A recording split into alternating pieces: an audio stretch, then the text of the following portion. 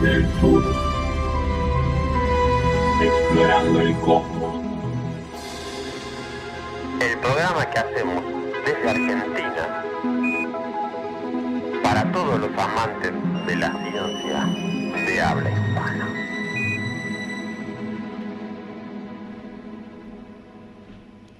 En febrero de 1969, un enorme meteorito hizo llover un par de toneladas de piedra sobre el pueblo mexicano de Allende, no muy lejos de la frontera de Texas. Y ese mismo año, en septiembre, más de 90 kilogramos de material cósmico cayeron cerca de la ciudad de Murchison, en Victoria, Australia, a unos 160 kilómetros al norte de Melbourne. El momento de estos eventos no podía haber sido mejor. ¿Por qué? Porque los geólogos, químicos y otros científicos estaban mejor preparados para obtener secretos de estas rocas de otro mundo que en cualquier otro momento de la historia. Durante la mayor parte de la historia humana, el origen de estas piedras fue un enigma. Pero a mediados del siglo XX no había duda de que estas rocas tenían un origen cósmico. Los fragmentos de detritos que llegaron a la Tierra en 1969 marcaron un hito en nuestra búsqueda para descubrir sus misterios. Los humanos hemos visto rocas caer del cielo durante miles de años. Uno de los relatos potenciales más antiguos registrados data de 1478 a.C., cuando, según la crónica de Parian, una piedra de trueno cayó en la isla de Creta. Y después, en el 465 a.C., el poeta griego Píndaro vio caer un meteorito no muy lejos de la colina donde estaba sentado. En 1492, una piedra cayó del cielo en las afueras de la ciudad de Hesselheim, en Francia, convirtiéndose en toda una maravilla en Europa durante siglos. Se creía ampliamente que estas piedras se formaban en las nubes y, cuando eran lo suficientemente pesadas, simplemente caían a la tierra. ¿Dónde más podían haberse originado esas rocas de un aspecto tan ordinario? Pero fue a principios del siglo XIX que se dieron una serie de hechos que cambiaron la forma de entender y estudiar estos objetos. De hecho, el 26 de abril de 1803, unos aldeanos franceses vieron y escucharon una asombrosa caída y se recuperaron más de 3.000 piedras de ese evento, imposibilitando ignorar el evento. Apenas 2 años antes, el astrónomo Giuseppe Piazzi había descubierto el asteroide Ceres, mostrando claramente que había otros objetos, además de los planetas, que giraban alrededor del Sol. Y ahí los geólogos y químicos también estaban logrando grandes avances en la comprensión de las rocas terrestres y el desarrollo de técnicas para revelar su estructura. Fue alrededor del año 1800 que el químico británico Edward Charles Howard adquirió varios meteoritos sospechosos, incluidos ejemplos de cada uno de los 3 tipos principales de meteoritos reconocidos en la actualidad, que son el rocoso, el metálico y el metálico rocoso. Y Howard fue el primero en diseccionar y someter estas piedras extraterrestres a un análisis químico. En 1802 informó que los 3 tipos de meteoritos tenían un alto nivel de níquel, que era una composición nunca antes vista en las rocas terrestres, y 2 años más tarde, un mineralogista británico, William Thomson, trató de pulir un meteorito de hierro con ácido nítrico, revelando que tenía un llamativo patrón cristalino. Estos se conocieron como líneas de Widmanstatten, después de que el conde, cuyo nombre lleva esas líneas, hizo un descubrimiento similar en 1808. No se ve tal patrón del hierro extraído en la Tierra. Estos 2 hombres habían descubierto la antigua estructura cristalina congelada de los meteoritos de hierro sin cambios durante miles de millones de años.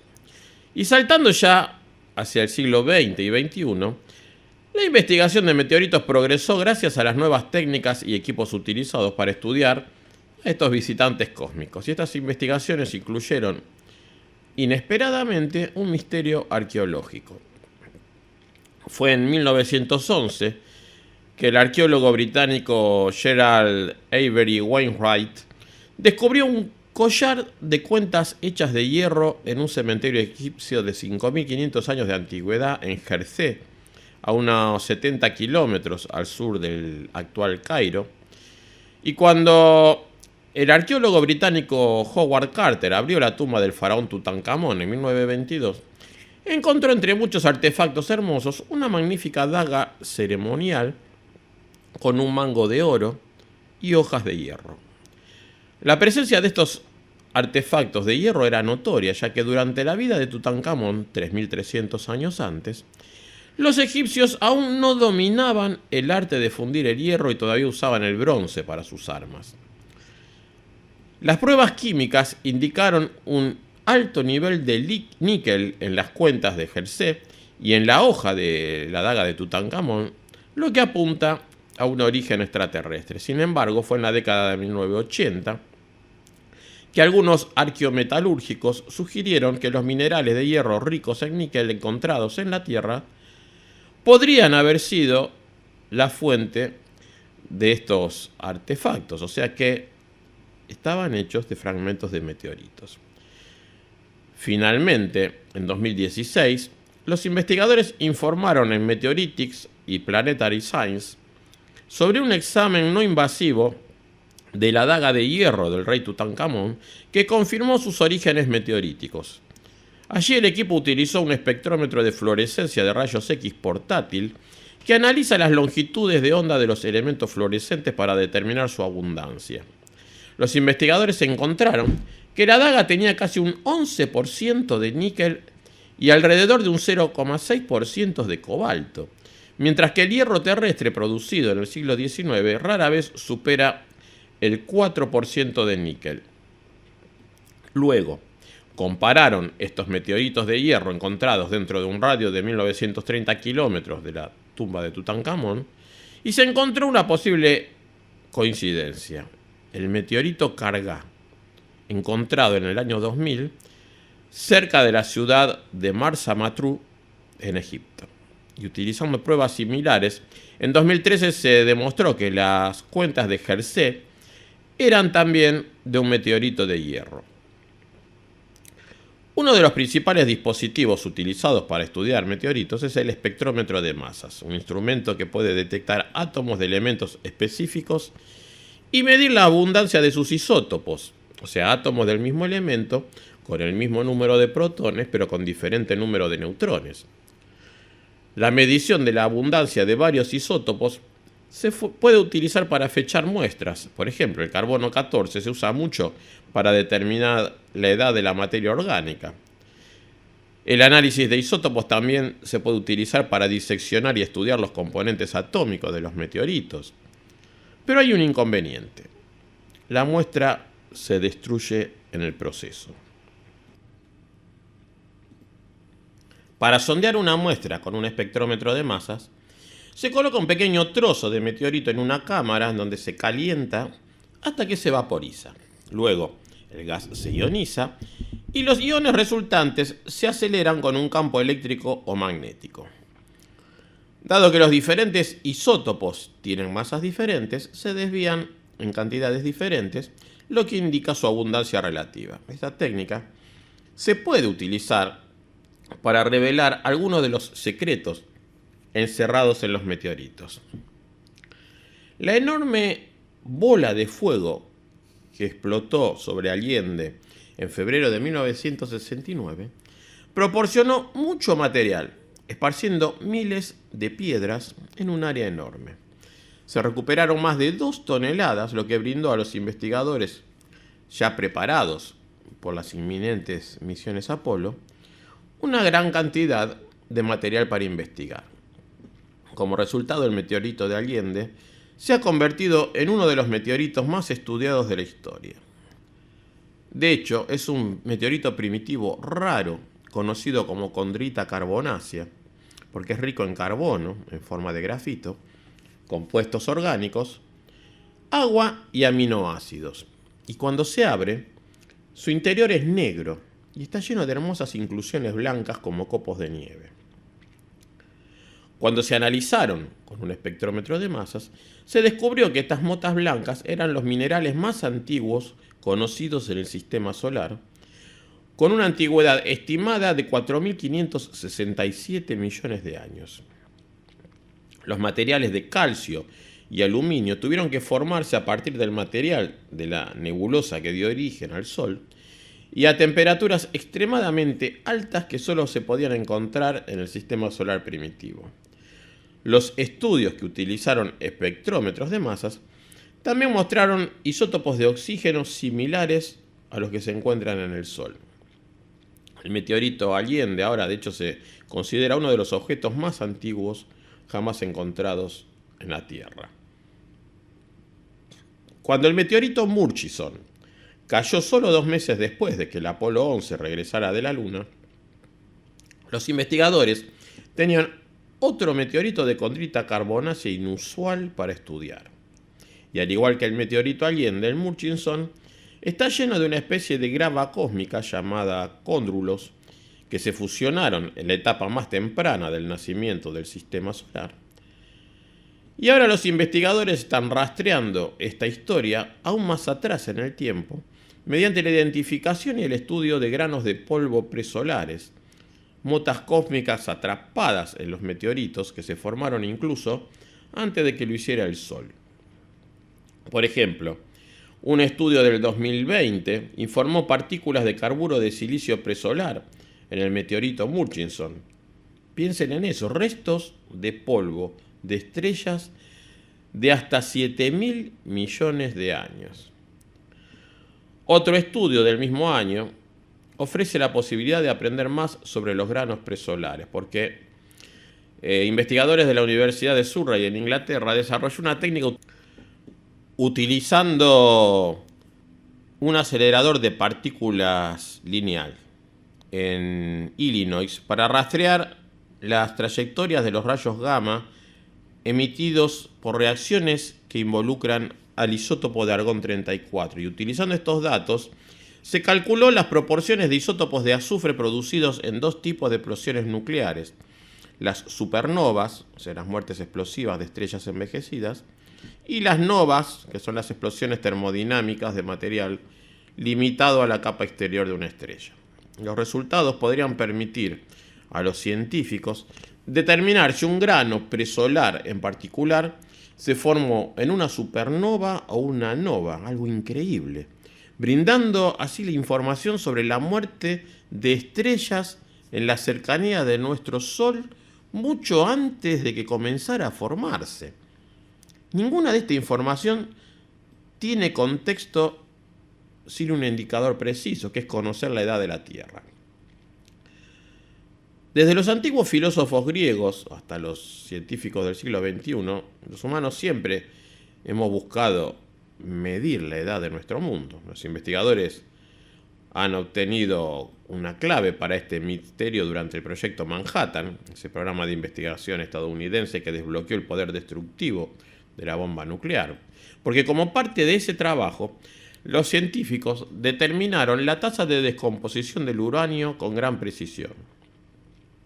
Entre los isótopos de uranio que se encuentran naturalmente en la Tierra, se encuentran el uranio 238 y el uranio 235. Los dos se descomponen en 2 isótopos diferentes de plomo, pero a diferentes velocidades. Pero tratar de medir la abundancia de isótopos de plomo en la Tierra para encontrar su edad no da una respuesta correcta, porque resulta que no todo el plomo de la Tierra procede de la descomposición del uranio. Así que para resolver este problema, lo que necesitaban los científicos era saber cuánto de cada isótopo de plomo existía cuando se formó el sistema solar, y un meteorito proporcionó esa respuesta, porque fue en 1948 que Claire Cameron Patterson, un estudiante de la Universidad de Chicago, se encargó de investigar las concentraciones de plomo de los meteoritos.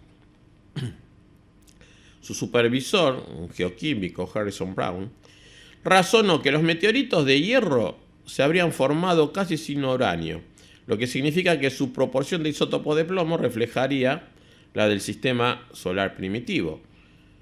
Así que Patterson cortó sus muestras y encontró bolsas de sulfuros de las cuales extrajo una pequeña muestra de plomo, pero cuando lo trató de medir se topó con un obstáculo casi insuperable: la contaminación que existe en la Tierra por plomo. De hecho, peor fue en su polvoriento laboratorio, que era uno de los antiguos edificios del campus, que estaba lleno de plomo, estaba en los solventes que usó para disolver la muestra, en los frascos de vidrio que estaba usando, en las manos, en el aire.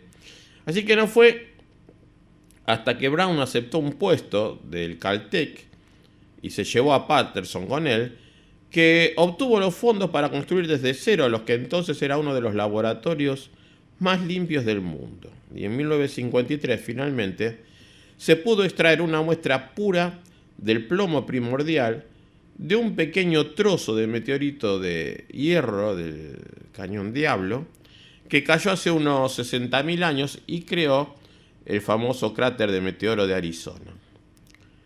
Luego vaporizó su muestra en un espectrómetro de masas y midió las proporciones exactas de isótopos para encontrar su respuesta, que fue que la Tierra tenía 4.550 millones de años. Y este trabajo de Patterson tuvo consecuencias de largo alcance y casi imprevisibles, porque allí pasó a defender la reducción del plomo en nuestro medio ambiente, sobre todo en la gasolina con plomo. Y como resultado de los esfuerzos de Patterson, la tecnología del laboratorio de sala limpia estaba lista para la NASA cuando las rocas lunares fueron traídas a la Tierra. Y todo esto sucedió por culpa de un meteorito. El esfuerzo por extraer conocimiento de estos fragmentos de detritos cósmicos aún está lejos de terminar. La búsqueda ahora está en encontrar micrometeoritos fosilizados, o sea, rocas que cayeron a la Tierra hace millones de años y ahora se conservan en piedra caliza antigua. Cuando los meteoritos atraviesan la atmósfera, absorben oxígeno.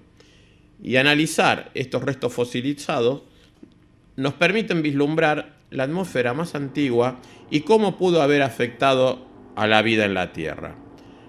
Desde cristales de hierro hasta aminoácidos y polvo de estrellas antiguo, el estudio de los meteoritos ha revelado muchos secretos tentadores y ese trabajo continuará y se descubrirán más secretos de estos maravillosos visitantes celestiales.